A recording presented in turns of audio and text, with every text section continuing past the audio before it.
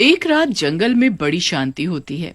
इतनी शांति देखकर जंगलवासी भी बहुत हैरान रह जाते हैं। हिरन तोते से बोलता है, अरे तोतू, आज तो जंगल में बहुत शांति है। कौनो घटना होनी है का? बहुत मनूस हो तुम हिरन भाई। अरे शांति वैसे ही नहीं हो सकती क्या? जरूरी है कोई घटना हो। तोतू गुस्से में हिरन से बोलता है। ऐसा कहकर तोतू तोता हिरन को चुप करा देता है। आधी रात होते ही जंगल में चारों तरफ धुआं ही धुआं छा जाता है और धुएं के बीच में एक चुड़ैल निकलती है। कितनी शांति है इस जंगल में। यहाँ तो खूब जानवर होंगे। मजा आ जाएगा इन्हें खाने में। इन्हें मार कर मैं अपनी शक्तियां और भूख दोनों पूरे करूंगी। तभी उसे वहां एक बंदर दिखाई देता है। चुड़ैल बंदर को अपने जादू से बेहोश कर देती है और एक गुफा के अंदर ले जाती है। वहां एक शैतान की मूर्ति होती है। चुड़ैल मूर्ति के आगे जाती है और बोलती है, ऐ चुड़ैलों के देवता, ये लो, मैं आपकी सेवा में एक बंदर लाई हूँ। इसकी बलि स्वीकार करो।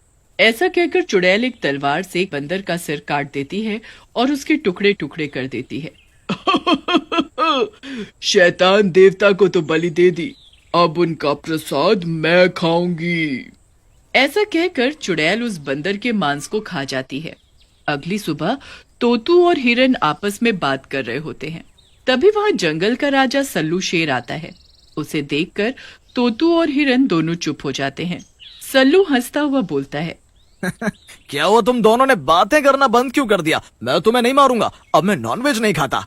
नहीं नहीं महाराज, वो तो हमें पता है, आप रामदेव के भक्त हो और नॉनवेज नहीं खाते, इसीलिए तो हम जिंदा हैं। महाराज, ये तोतू तो फालतू की ही बात करता है। दरअसल हम काफी देर से अपने दोस्त काले बंदर को ढूंढ रहे हैं। वो अपने पेड़ पर भी नहीं है, पता नहीं कहाँ गायब हो गया है वो। तुम दोनों चिंता मत करो, ढूंढो कहीं कोई नशे वाला फल न खा लिया हो। अच्छा, अभी मैं चलता हूँ, अभी हमारा स्विमिंग का टाइम हो रहा है। कोई मदद चाहिए हो तो हमारे महल वाली गुफा में आ जाना। ऐसा कहकर सल्लू शेर वहां से चला जाता है। उसी रात चुड़ैल फिर से अपनी गुफा से निकलती है और अपने शिकार की तलाश करने लगती है। तभी उसे गोरा नाम का भालू दिखता है जो एक चट्टान पर सो रहा होता है। इस जंगल में तो बहुत सारे जानवर हैं खाने के लिए। इतना मोटा ताजा भालू तो मैंने कभी नहीं देखा। ऐसा कहकर चुड़ैल उस भालू के पास जाती है और उसे जोर से लात मारती है। भालू उठ जाता है। कौन है जिसे अपनी जान प्यारी नहीं? मसल दूंगा अपने इन ताकतवर हाथों से। चुड़ैल उसके सामने आ जाती है। वो मैं हूँ भालू महाराज, जिसे अपनी जान नहीं प्यारी। मारो मुझे, मसल डालो।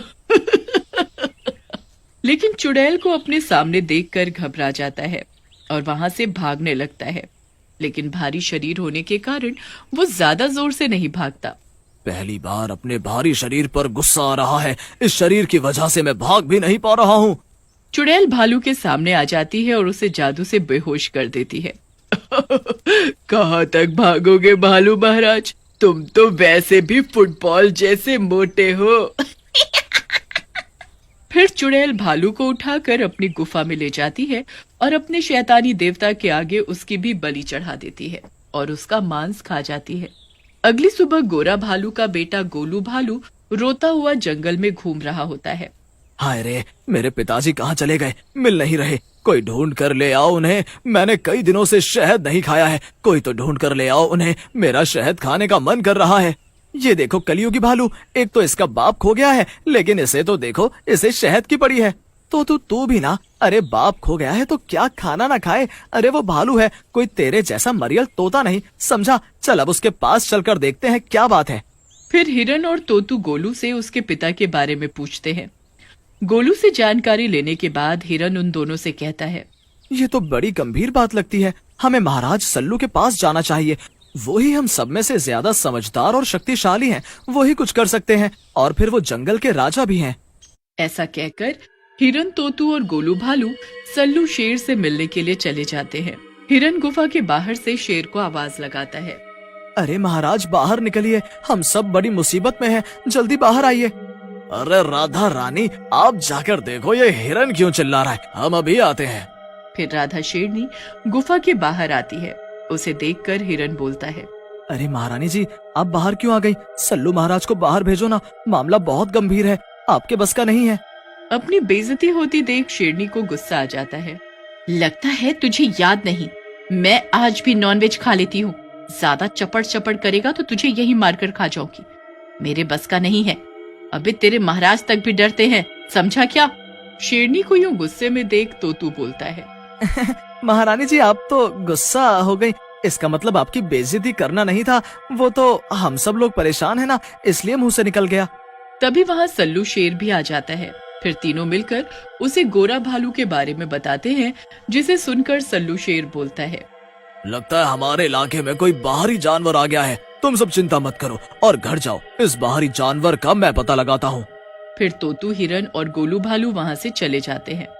उनके जाने के बाद शेर अपनी पत्नी शेरनी से कहता है, राधा, ये किसी जानवर का काम नहीं है, क्योंकि अगर कोई जानवर होता तो अपने जासूस जानवर इसके बारे में जरूर बता देते। ये कोई और ही है जिसका पता हमें लगाना पड़ेगा। उसी रात चुड़ैल फिर से जंगल में शिकार के लिए निकलती है, लेकिन उसे उस रात कोई शिकार नहीं मिलता। लगता है जानवरों को मेरे बारे में पता चल गया है, तभी सभी छिप गए हैं। लेकिन कब तक छिपेंगे?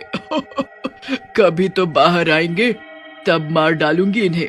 ऐसा कहकर चुड़ैल अपनी गुफा में वापस चली जाती है, लेकिन उसे चिंकी गिलहरी देख लेती है।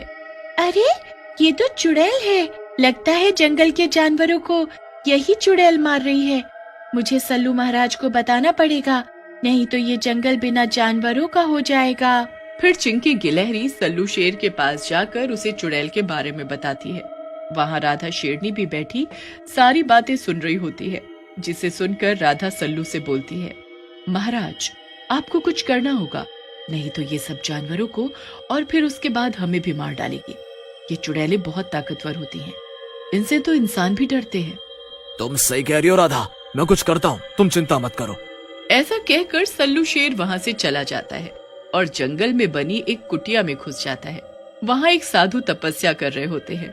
साधु सल्लू को देख मुस्कुराते हुए बोलते हैं, क्या हुआ सल्लू शेर, क्यों घबराए हुए दिख रहे हो? कोई ज्यादा शक्तिशाली शेर आ गया क्या जंगल में? अरे नहीं बाबा, कोई ज्यादा ताकतवर शेर होता तो मैं उससे निपट लेता, पर ये तो चुड़ैल है, इससे कैसे मुकाबला करूं? फिर सल्लू बाबा को सारी बात बताता है, जिसे सुनकर बाबा बोलते हैं, ये तो सचमुच बहुत गंभीर बात है। इस चुड़ैल का कुछ करना होगा, नहीं तो ये सारे जंगल को मार डालेगी। फिर बाबा ध्यान लगाकर बैठ जाते हैं और थोड़ी देर बाद बोलते हैं, सल्लू बेटा, चुड़ैल की जान एक शैतान की मूर्ति में कैद है। तुम वो मूर्ति तोड़ दो, वो चुड़ैल भी गायब हो जाएगी। वो मूर्ति चुड़ैल की गुफा के अंदर है। फिर सल्लू बाबा से आज्ञा लेकर वहाँ से निकल जाता है और रात में हिरन, तोतू और राधा के साथ चुड़ैल की गुफा के सामने आकर बोलता है, बेटा हिरन, तू यहीं खड़ा रह, ये चुड़ैल जैसे ही तुझे अंदर ले जाएगी, मैं और राधा पीछे से आकर उस मूर्ति को तोड़ देंगे, समझा क्या? समझ गया महाराज, आप मुझे बलि का बकरा बना रहे हो, लेकिन मैं नहीं जाऊंगा अंदर। हिरन की बात सुनकर राधा बोलती है, तू अंदर नहीं जाएगा तो मैं तुझे मार डालूंगी। पता है ना कि मैं नॉन वेजिटेरियन हूँ, समझा? अब जा अंदर। राधा के डर से हिरन गुफा के अंदर चला जाता है। चुड़ैल हिरन को देखकर बोलती है, वाह मेरे शैतान देवता, तुम्हें मेरी हर बात का पता है। मुझे भूख लगी है ये भी पता है, इसलिए मैं आपकी भक्त हूँ। इसका नरम नरम मांस मैं चटकारे लेकर खाऊंगी। तभी वहाँ सल्लू और राधा भी आ जाते हैं। दुष्ट चुड़ैल, हिरन को तो तू तब मार पाएगी जब हम तुझे ऐसा करने देंगे। आज तेरी मौत हमारे हाथों होगी। ऐसा कहकर राधा चुड़ैल पर हमला कर देती है, लेकिन चुड़ैल अपने जादू से उसे बांध देती है। तुम जैसे जानवरों के बस का नहीं है मुझे मारना, समझे? लेकिन तभी सल्लू वो शैतान की मूर्ति को नीचे गिरा देता है।